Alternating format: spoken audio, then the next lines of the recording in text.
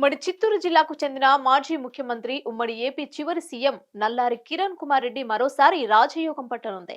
ఇక ప్రకటించడమే లేటు. ఇంతకీ ఏంటా రాజయోగం? Let's watch.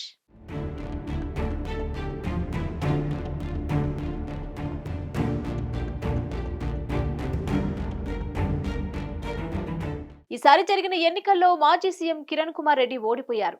రాజంపేట పార్లమెంటు స్థానం నుంచి బీజేపీ అభ్యర్థిగా పోటీ చేసిన ఆయన పెద్దిరెడ్డి మిథున్ రెడ్డి చేతిలో 76,000 ఓట్లతో ఓటమి చవిచూశారు. బీజేపీ నుంచి 6 మంది పోటీకి దిగగా ముగ్గురికి ఓటమిదరైంది. అందులో కిరణ్ కుమార్ రెడ్డి ఒకరు.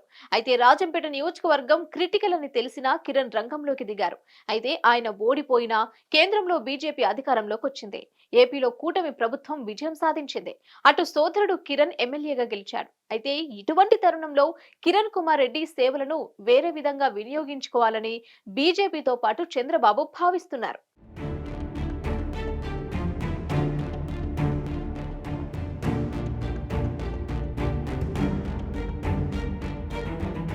చిత్తూరు జిల్లాలో నల్లారి కుటుంబానికి రాజకీయంగా ప్రత్యేక స్థానం ఉంది. సుదీర్ఘ కాలం ఆ కుటుంబం కాంగ్రెస్ పార్టీతోనే కొనసాగింది. తండ్రి వారసత్వంగా రాజకీయాల్లోకి వచ్చిన కిరణ్ పలుసార్లు కాంగ్రెస్ పార్టీ ఎమ్మెల్యేగా గెలిచారు. కానీ పెద్దిరెడ్డి రామచంద్రారెడ్డి చెక్ పెట్టడంతో ఎప్పుడు మంత్రి పదవి దక్కలేదు.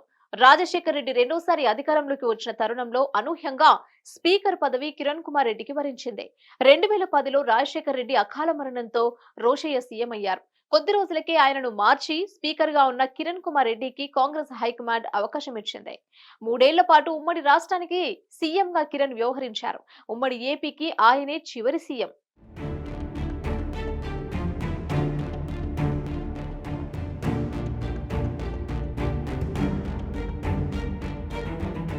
రాష్ట్ర విభజనతో కాంగ్రెస్ పార్టీతో విభేదించారు కిరణ్ కుమార్ రెడ్డి. సమైక్యాంధ్ర పార్టీని స్థాపించారు. 2014 ఎన్నికల్లో పోటీ చేశారు. ఒక్క స్థానాన్ని కూడా గెలుచుకోలేకపోయారు. అయితే ఓట్లు చీల్చి వైసీపీ ఓటమికి కారణమయ్యారు. అక్కడి నుంచి పొలిటికల్ గా సైలెంట్ అయ్యారు.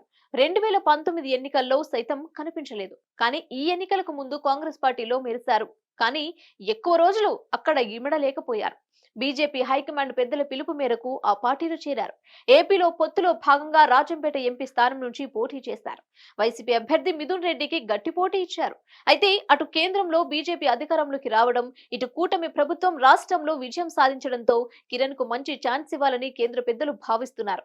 కిరణ్ విషయంలో చంద్రబాబు సైతం సుముఖంగా ఉండటంతో ఆయన పేరును గవర్నర్ పోస్టుకు పరిశీలిస్తున్నట్లు సమాచారం. ఉమ్మడి రాష్ట్రంపై కిరణ్ కు మంచి పట్టుంది.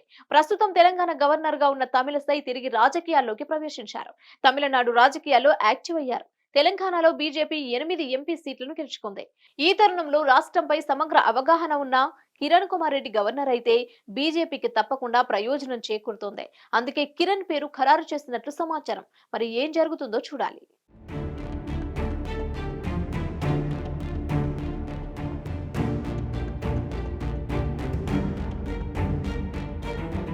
హిట్ టీవీ యాప్ ని డౌన్లోడ్ చేసుకోండి. ఇందులో short news, live news, entertainment movies అన్ని అవైలబుల్ గా ఉన్నాయి. Please download Hit TV app. Hit TV app. Hit TV యాప్ని ఫ్రీగా డౌన్లోడ్ చేసుకోండి.